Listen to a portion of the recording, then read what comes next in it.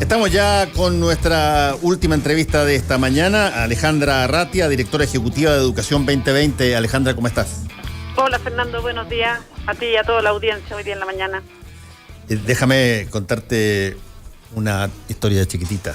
Yo me acuerdo que yo estaba estudiando en Estados Unidos cuando se hacía una comparación de los procesos de alfabetización que hubo en distintos países. El primer país que ganaba, para mi sorpresa entonces, era Cuba. Que después de la Revolución Cubana se hace yo supongo, aprovechando el entusiasmo de la gente, que tú ya tuviste un cambio que iba en el sentido de la mayoría de las personas, generaste la campaña de alfabetización más enorme de que se tenga memoria, por lo menos en América Latina. Y uno de los elementos muy importantes para eso fue que voluntariamente llegaron una cantidad enorme de profesores a Cuba, de distintos países de América Latina, a ayudar a leer, ayudar a aprender a leer. Ahora, como esa idea alguien la puede tomar como algo muy socialista, me sorprende que Ignacio Briones tenga una idea relativamente similar. ¿Por qué no abrimos un concurso internacional para atraer a los mejores profesores de afuera? Eso, de alguna manera, está claro que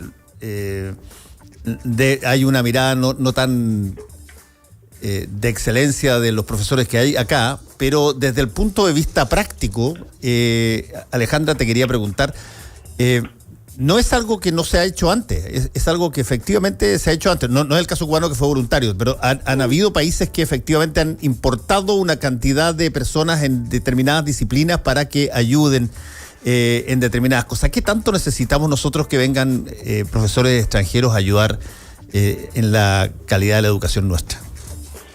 Pues mira, el principal problema, Fernando, de lo que plantea el ministro Briones es que en realidad lo que donde debería poner el ojo es en las condiciones que tienen los docentes para poder trabajar, porque si nosotros traemos, aunque traigamos a los mejores profesores del mundo, pero en el fondo seguimos teniendo las mismas condiciones que hay acá, probablemente no van a ni siquiera se van a venir, y en segundo lugar no van a durar mucho, ¿me entiende o no? Hay un tema que tiene que ver mucho más con la estructura del sistema educacional, bueno, que es una reflexión que deberíamos además tener en el marco del proceso constituyente, ¿no? En el marco del proceso constituyente, en el fondo pensar, bueno, ¿cómo organizamos el sistema educacional? ¿Cuál es el rol del Estado en el sistema educacional? ¿Y cuáles son las condiciones que tenemos para los docentes, tanto en términos de formación inicial y continua, y en términos de las condiciones para el desempeño de la docencia? Entonces, creo que mirarlo desde la perspectiva lo que nos preocupa es que es una tremenda descalificación implícita a los docentes que tenemos, los y las docentes que tenemos en nuestro país, digamos. Es bien triste, la verdad, escuchar que ese sea el foco de la propuesta, la verdad. Sin perjuicio de que, por cierto, necesitamos avanzar en cómo cuidamos a la docencia, pero en cómo la cuidamos y cómo en el fondo se reconoce, se valora y se generan condiciones para su desempeño y para su desarrollo profesional, en el fondo. Cómo avanzamos en una conversación que implique profesionalizar más, y yo creo que lamentablemente esta frase no va muy en esa línea. Sí, ahora en el caso de lo que ustedes han iniciado desde hace ya algún tiempo, todo lo que hizo Educación 2020, y ahora están impulsando otra campaña que me gustaría conversarla también contigo, esta de Emociones Primero. Sí. A ver, cuéntanos un poquitito de esa campaña, Emociones Primero. Perfecto, vamos directo a eso. Vamos directo. Lloro, después pienso, no sé, estoy pensando... Soy persona y luego aprendo, ¿no? Ese. A ver, mira, lo que nosotros hemos visto hace mucho tiempo, Fernando, hace mucho tiempo es una demanda, te diría yo, desde distintos actores en el sistema educacional por avanzar a una educación que sea más integral, que entienda a las personas desde lo que somos y no solamente por decirlo así, como que nos compartimentalice, como que nos separe, como que yo hago lenguaje y cuando hago lenguaje no me conecto con nada más, cuando hago matemática, etcétera, ¿no? Por poner el ejemplo bien extremo. Y el contexto de la pandemia, de alguna manera, nos mostró, puso encima de la mesa esta necesidad de una educación más vinculada desde las emociones.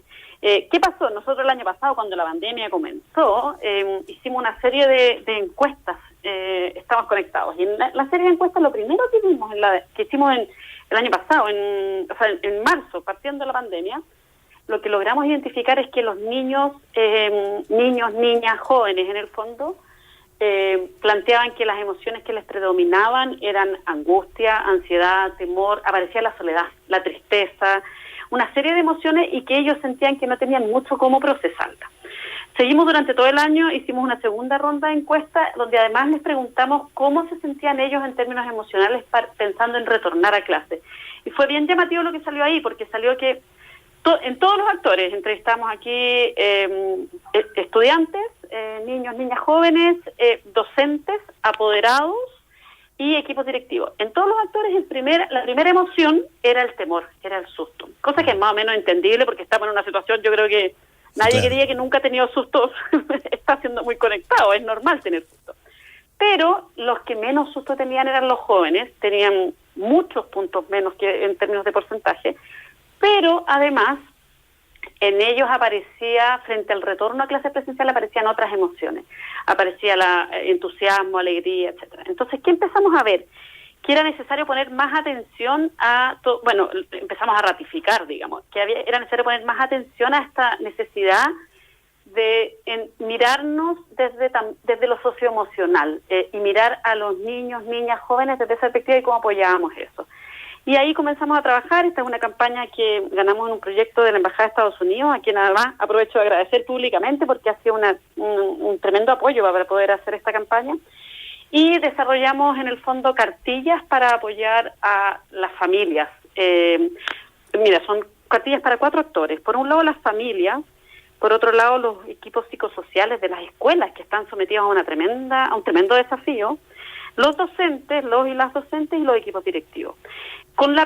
Esta es la premisa que está a la base de toda esta campaña, que es que si nosotros queremos apoyar a los niños, niñas, jóvenes, desde el mundo, en el fondo el mundo adulto tiene que hacerse cargo de cuidar a los niños, niñas. Para poder hacerlo tenemos que estar bien nosotros. Esto es como, siempre usamos el ejemplo como de la máscara de oxígeno.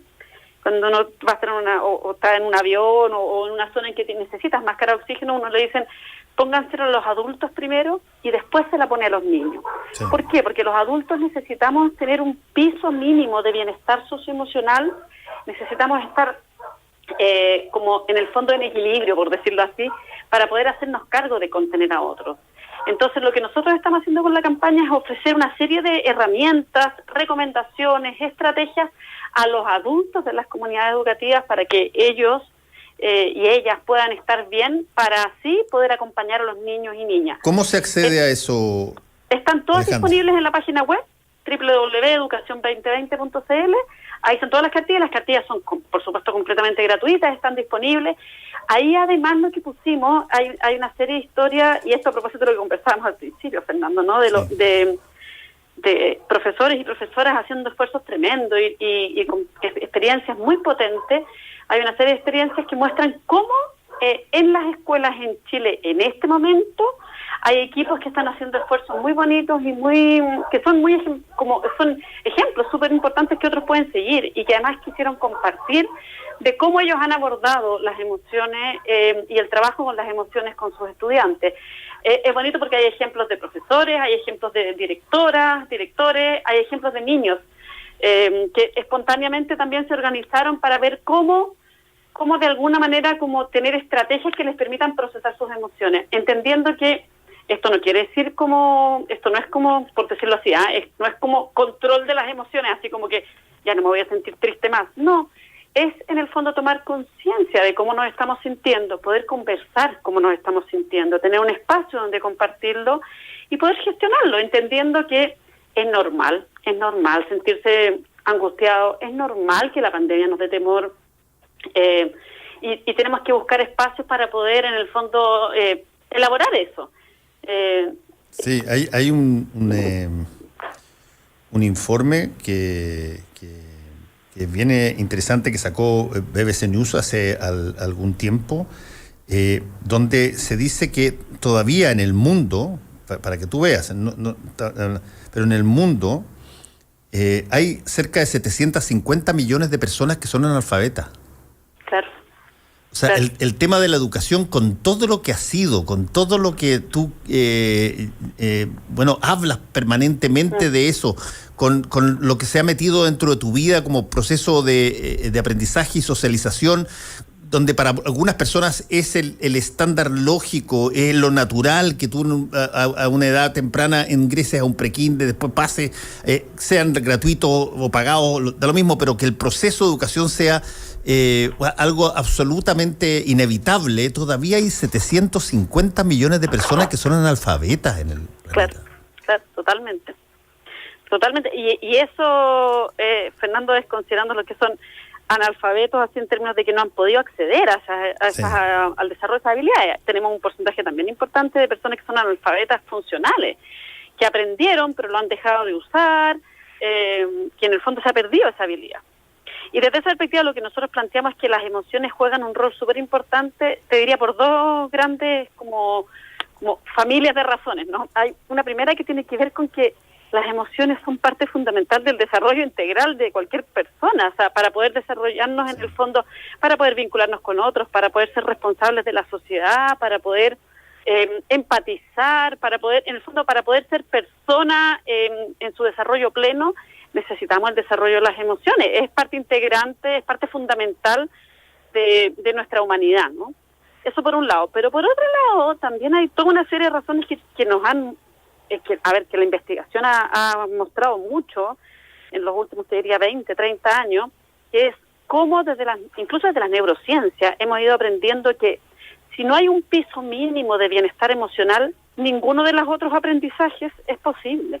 O sea, un niño o una niña que está angustiado, cruzado completamente por la pena o por la angustia o por la frustración, va a ser mucho más difícil que aprenda. Entonces también hay un tema ahí del rol que juegan las emociones para poder aprender las otras cosas, o las otras habilidades, las habilidades lingüísticas, matemáticas, de comprensión del medio, puede entender cómo funcionan las ciencias, etcétera. Entonces, el rol de las emociones es fundamental, por eso nosotros decimos, sin emociones no hay aprendizaje, o sea, y eso quizás voy a hablar quizás en una cultura un poco anterior, en la época en que uno aprendió, ¿no? Era como, no importa cómo uno se siente, siga nomás machacando, ¿no?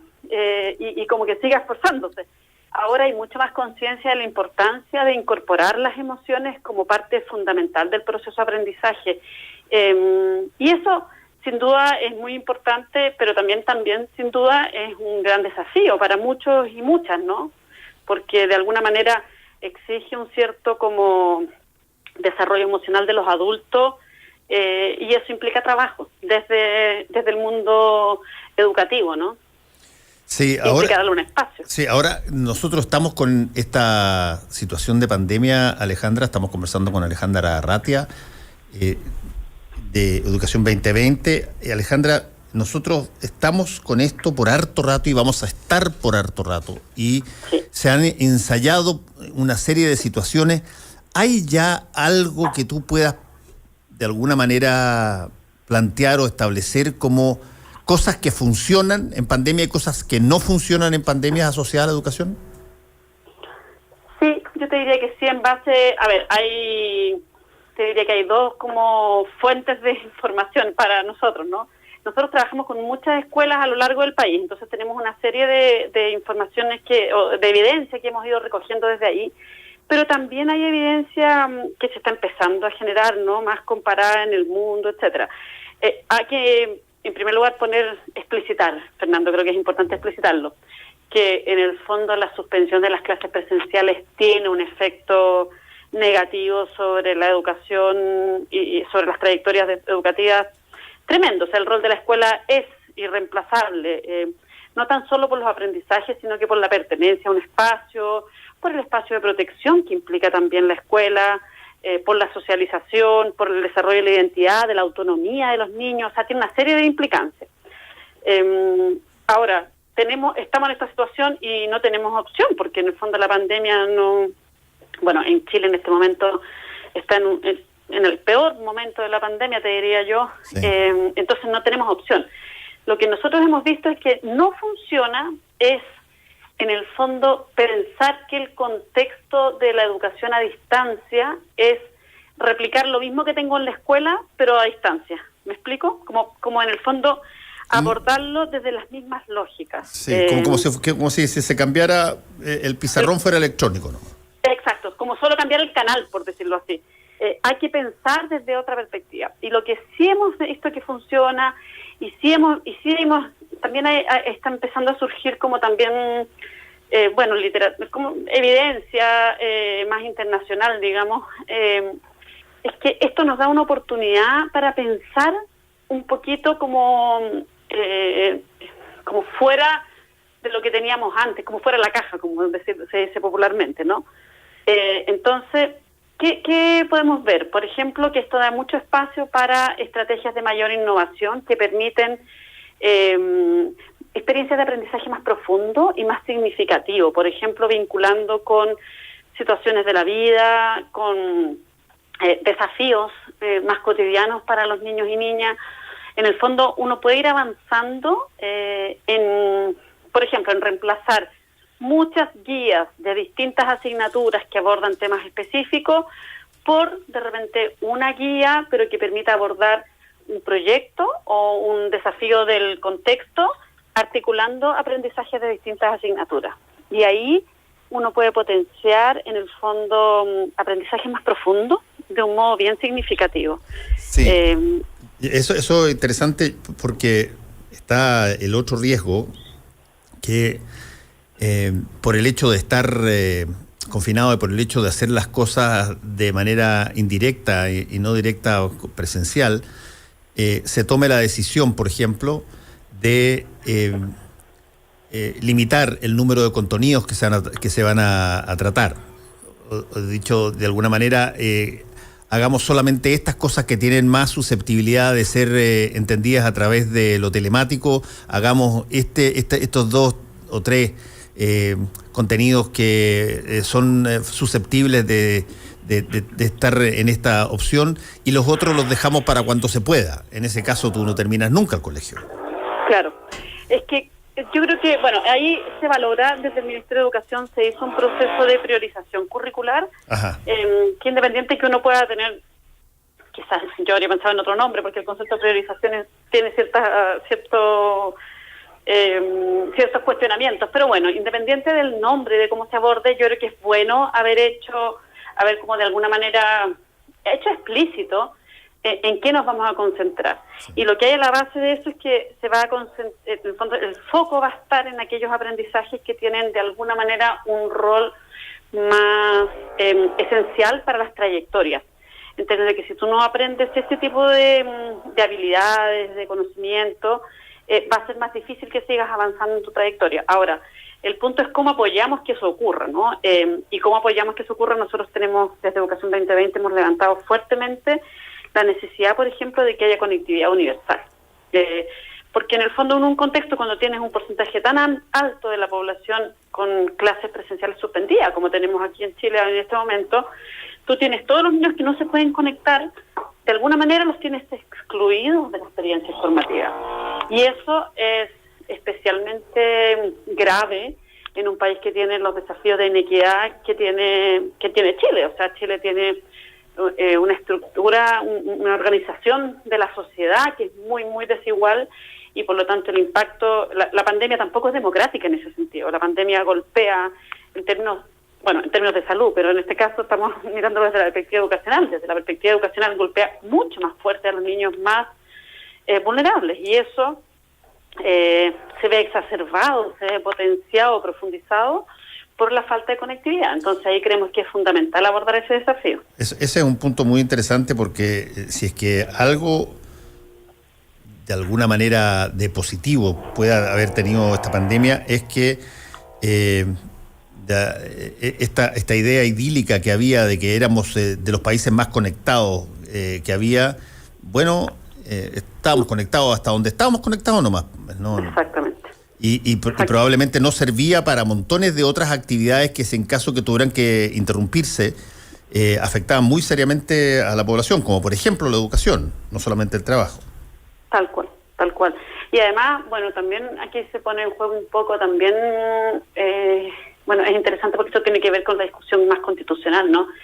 Se pone en juego también como el tipo de sociedad que estamos organizando, porque también es una sociedad que tiene una protección social frágil, por decirlo así.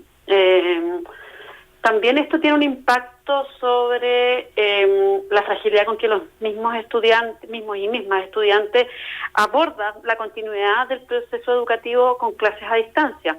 Nosotros hemos visto muchos niños y niñas que en el fondo se han visto forzados de alguna manera a tener que salir del sistema para poder ayudar económicamente a sus familias, por un tema de precarización, de fragilidad, de cesantía.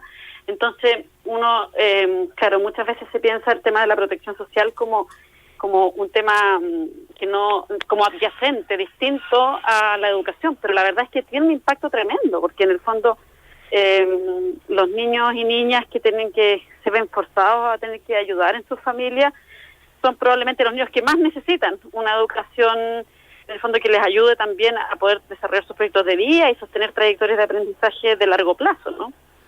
Sí, y desde ese punto de vista, Alejandra Arratia, cuéntanos, ¿cuál ha sido la respuesta de los padres y con sus hijos? ¿El miedo de alguna manera ha impedido que se haga mucho trabajo educativo? No estoy hablando solamente del presencial, que es una cosa muy entendible, pero también estoy hablando del cualquier otro tipo de situación que involucre no solamente recursos, sino que además el que tú tengas una disposición a pasar una serie de horas atendiendo, claro, al día, cosa que no tienes a ningún guardia que te vigile, digamos. Por lo tanto, ¿cómo funciona ese sistema?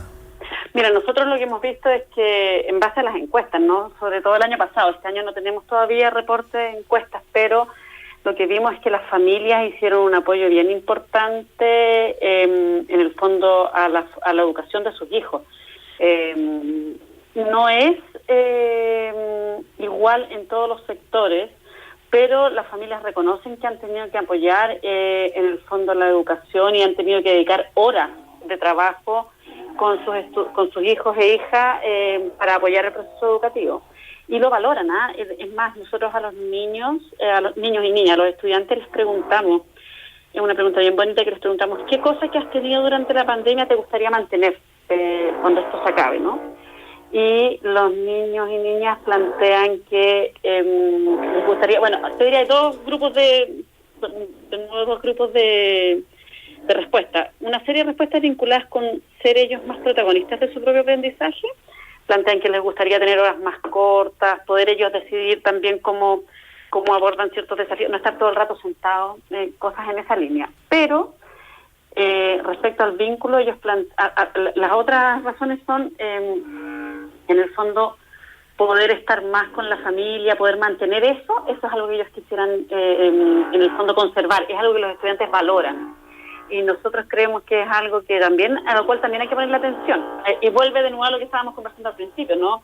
El tema de las emociones. Los estudiantes pareciera ser que señalan que en el fondo el poder tener más espacios para estar con los que quieren es algo que ellos han valorado de la educación en contexto de pandemia, o al menos es de las cosas que ellos plantean que quisieran conservar una vez que volvamos a lo que, ojalá que no volvamos exactamente a lo que teníamos antes, ¿no? Ojalá que podamos repensar y podamos tener una educación más vinculada con esta parte más emocional, más humana, ¿no? Ojalá que avancemos en una educación más humana. Ahora, hay un punto, Alejandra, que uno quizás lo puede entender en términos de la lógica cotidiana a la que está uno acostumbrado, pero que es la de que cada cierto tiempo el ministro de Educación de turno diga que ya están las condiciones o van a haber condiciones para retornar a salas de clase. ¿Cuál es la situación hoy día? ¿Hay colegios en clases presenciales hoy día en zonas incluso que puedan tener alguna situación más relajada que el resto del país? Mira, en base a la información que nosotros tenemos hay muy poquitos. Este año hubo más colegios que lograron abrir en algún momento, alrededor de 4.500, que es un porcentaje mucho más grande. El año pasado los que abrieron fueron alrededor de 900 en algún momento. Ahora, lo que uno ve nuevamente ahí, Fernando, y es bien duro de nuevo, ¿no? Lo que uno ve es cómo la distribución de porcentaje es muy distinto por grupos socioeconómicos, o sea, por dependencia. En realidad es ese el análisis que tenemos, por dependencia. Porque uno lo que puede ver es que la gran mayoría, o sea, entre los grupos, en los colegios particulares pagados, los establecimientos que volvieron son un porcentaje mucho más alto, del orden del 70%. Entre los particulares subvencionados, los que abrieron fue alrededor del 60%. En cambio, cuando uno va al mundo público, uno puede ver que el porcentaje es mucho más bajo. Ahora, ojo, a propósito incluso de un tema que salió en la prensa el fin de semana, algo del tema de la nueva educación pública. Sí. Uno puede ver que entre la educación pública de los territorios en que aún depende de los municipios, volvió alrededor del 25%. En cambio, en los casos de la educación pública, en los territorios en que depende de los servicios locales de educación, de los nuevos servicios locales, lo que se está llamando la nueva educación pública, volvieron alrededor del 50%. ¿Y cuál es la explicación que tienes para eso? Yo creo que tiene mucho que ver con, yo diría, dos variables. La primera es que en el fondo en los servicios locales por decirlo así, el giro único, el único tema, el foco del trabajo es lo educacional, está concentrado en lo educacional, por lo tanto pesan esas variables de modo mucho más fuerte y por lo tanto tú puedes con una mayor comprensión en profundidad del impacto de la educación en el desarrollo integral de los niños y del foco, el apoyo que se requiere. En el fondo se ha podido dar ese apoyo para que los establecimientos vuelvan.